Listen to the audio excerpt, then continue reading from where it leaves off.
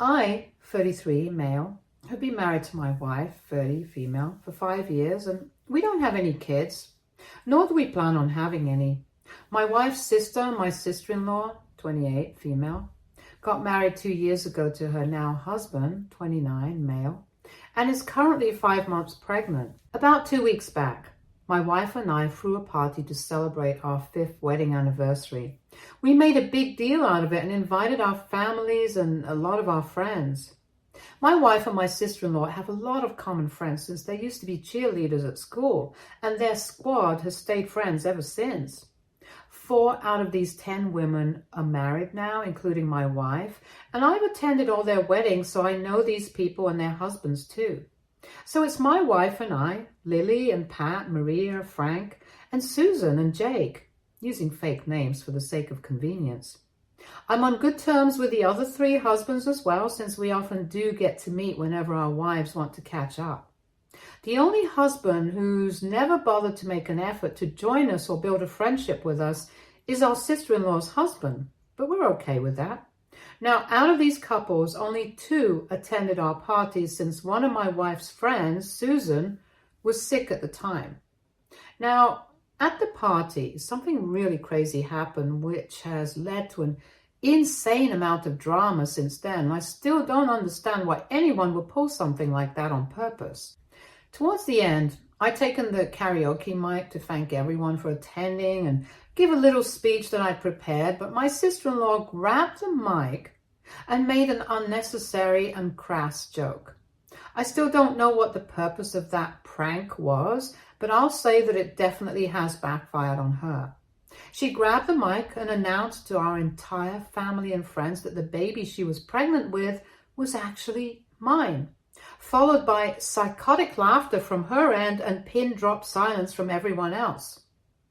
Everyone was shocked to the core, including me, and I had no idea what to say.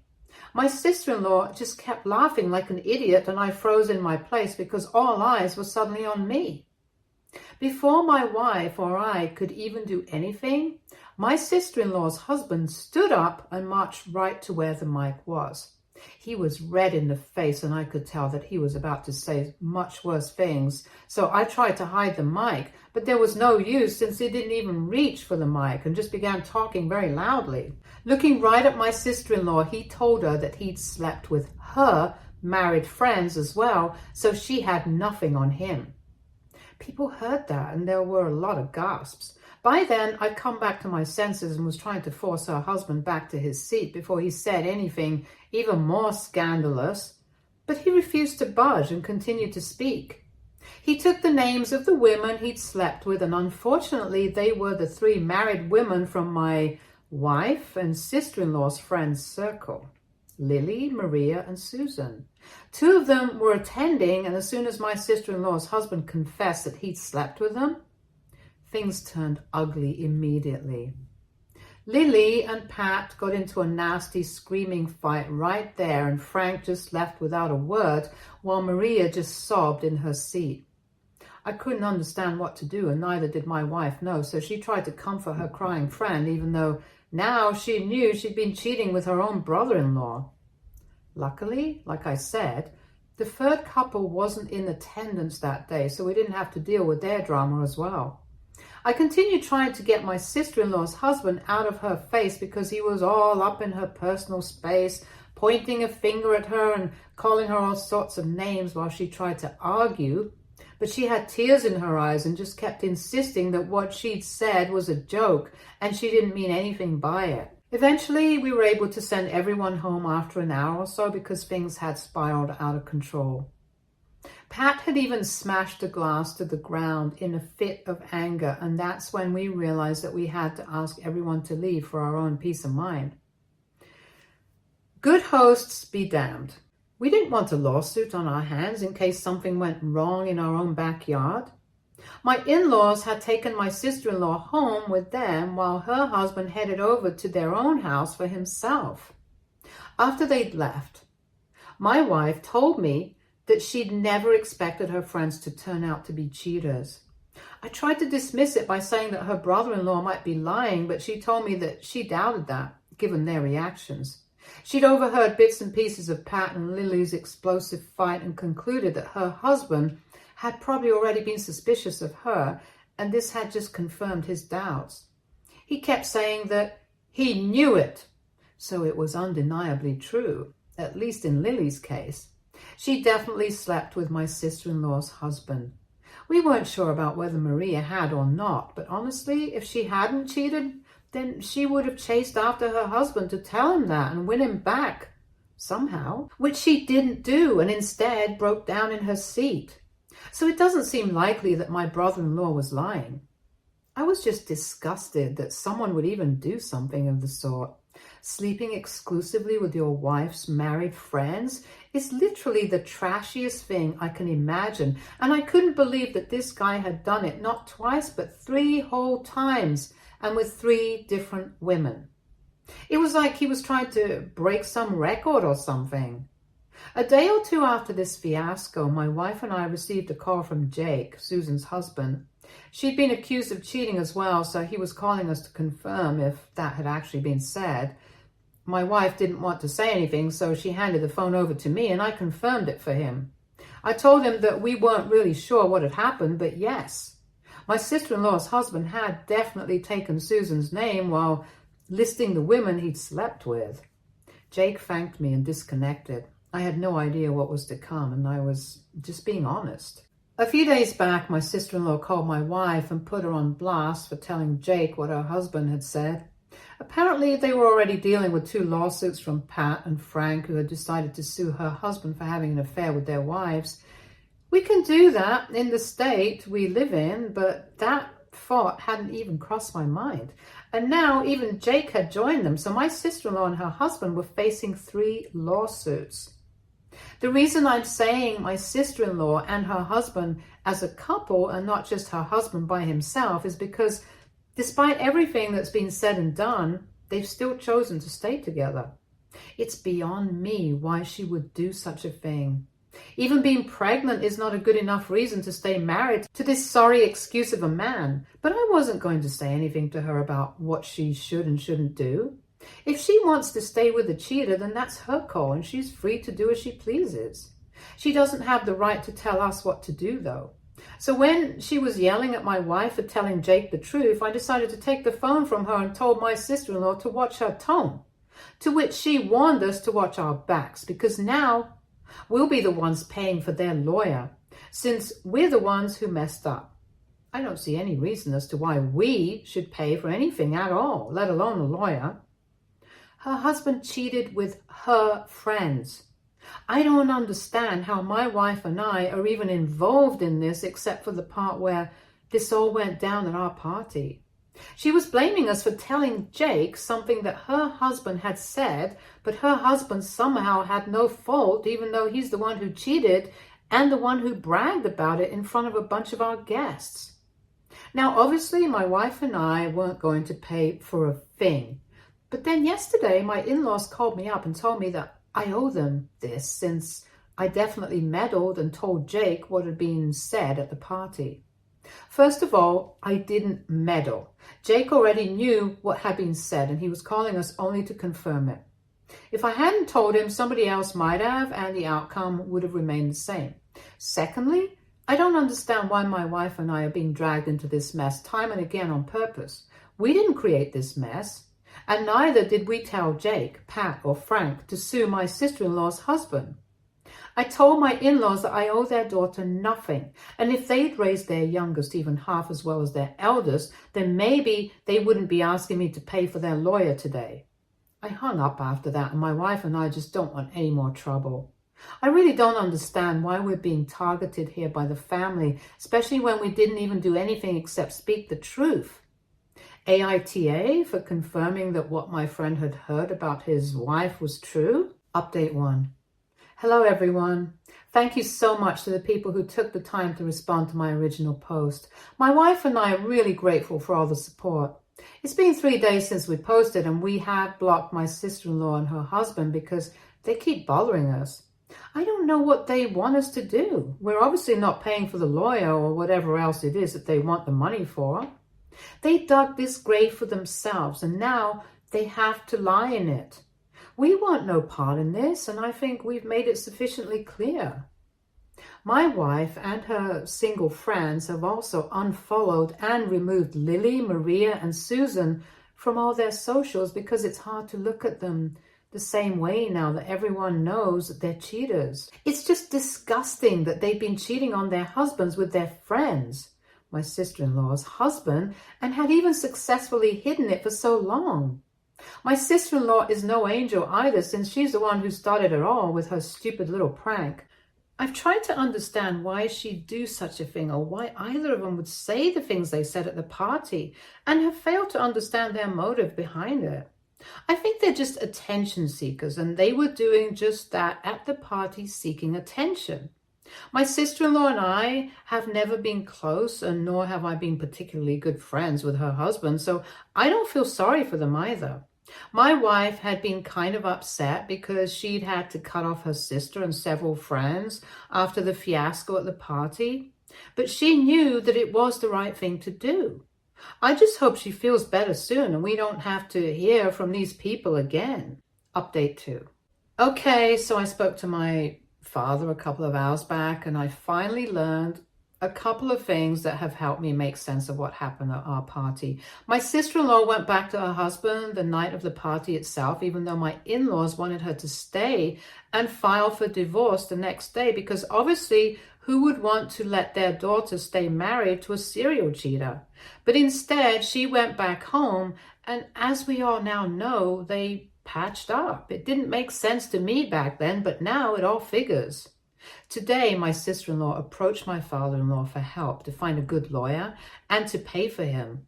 But before that, she had to tell him the truth about everything, so she finally confessed that for almost 8 to 10 months after they got married, my sister-in-law and her husband had been in an open marriage. 1 month after their wedding, they realized that they were getting bored, so they decided to open their marriage up, but set some ground rules first.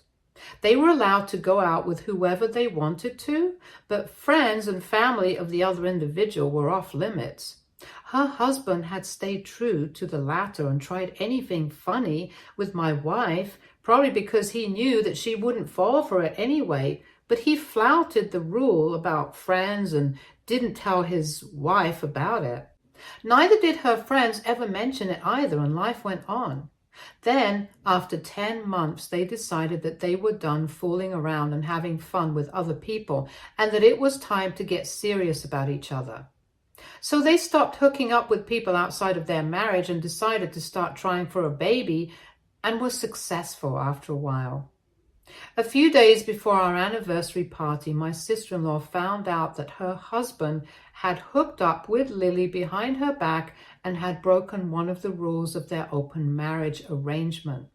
Lily had been texting him relentlessly after they slept together and had become almost obsessed with him. She was trying to get him to run away with her and abandon his child and my sister-in-law, which obviously pissed her off. She didn't say anything to Lily, but did confront her husband about it, and they'd been fighting over it even on the day of our anniversary party. She'd seen Lily speaking to her husband at the party, and out of sheer jealousy and spite, she decided to get back at her husband with that stupid prank of hers. Her husband got equally pissed off and then decided to announce which else of his wife's friends he'd slept with, and that's eventually what landed them both in a crapload of trouble. After my father-in-law was done explaining, he apologized to me because my mother-in-law had been asking us to help them pay for a lawyer. Clearly, this wasn't our fault, and they'd brought this onto themselves. All I can say is, this is a seriously messed up situation. I have no idea what kind of stuff they got up to in their personal time, but dragging their married friends into it was seriously low. I'm not judging them for having an open marriage or whatever. In fact, I don't even care about that part. But whatever happened at the party was seriously juvenile and high school crap. I don't know what my sister-in-law even thought was going to happen. And as for her husband, I hardly have anything to say. Bragging about hooking up with your wife's friends just to get back at her? Real classy. Man, this is such a shit show, and I just can't bring myself to believe that my wife is even related to people like these. She was disgusted when I told her everything and told me that she doesn't want to hear about or from them ever again because they're just the epitome of how low people can go. I've only been able to keep in touch with Jake, Susan's husband, since he and I got along better than the others. I'd only been checking up on him and how he's doing occasionally, but today, after speaking to my father-in-law, I decided to call him up to talk to him. After the customary, "How are you doing?" I decided to ask him whose idea it was to go file a lawsuit anyway, and just as I'd expected, it was Pat, Lily's husband. Pat had some idea already that Lily wasn't being completely faithful to him, and that incident at the party was the last straw. He was in no mood to mope and sulk because his wife had been unfaithful and had already made up his mind to get back at both his wife and her affair partner. And within a week, he'd convinced Frank and Jake to do the same. It helped that Pat's brother himself was a lawyer and knew several attorneys who'd be willing to fight for them. I was actually really happy for these guys because they deserved to get whatever they could out of my sister-in-law and her husband. The two of them were insane and selfish and didn't care whose lives they ruined as long as they got their own way. Heck, if my wife hadn't been as understanding as she is, my sister-in-law might have even ruined my marriage with that prank of hers, and God knows how many married guys she's hooked up with, in spite of knowing that they were married. I wouldn't put it past her since that's the kind of people that she and her husband really are. Informal and frankly just repulsive. I can't believe I'd ever open my home to these people when they most definitely don't deserve it. Update 3. Hey, it's been almost a month since our anniversary and things have been going well for us. Not so well for my sister-in-law and her husband since they're being sued for almost $50,000 by the 3 husbands. My in-laws would have abandoned them and let them suffer the consequences of their own actions, but since my sister-in-law is pregnant, they're paying half of the amount for them, but the other $25,000 still has to be arranged for by them. As for my wife's cheating friends, all 3 of them are stuck in an ongoing divorce. I can't say I feel sorry for any of them because they fully deserve what they're going through. I thought that after severing ties with my sister-in-law, my wife and I wouldn't have to hear about her anymore. But a few days ago, my mother-in-law called me while panicking and told me that my sister-in-law and her husband had decided that they couldn't afford to raise a child anymore and were going to give the baby up for adoption once she gave birth. I think it's a good thing because I don't think they're worthy of having kids either, and whatever home the child goes to, it'll still be better than having to live with parents like these. However, my in-laws don't want to lose their grandchild and were quite desperate, so they even offered to pay off the entire $50,000 only if she didn't put the child up for adoption. But I guess she's just not interested anymore. She says she's thought about how it'd feel to be a mother and she's bored already and doesn't think that motherhood is the right choice for her. It's appalling that a human being can be this callous and stupid. But I'm not even surprised at this point. She and her husband are just despicable people and don't deserve to have kids. So I thought it was a good decision for her to give the poor child up. But my mother-in-law ended up asking my wife and me to adopt the child instead so that they could at least be able to keep it within the family itself. I wasn't comfortable with the idea at first, but my wife and I have been thinking about it and it's not a bad idea at all. The only reason my wife and I haven't had kids and didn't plan on having any either in the future was because of the initial few years of our marriage where my wife really wanted to be a mother and I wanted a baby as well. But unfortunately, we learned that both of us were struggling with fertility issues.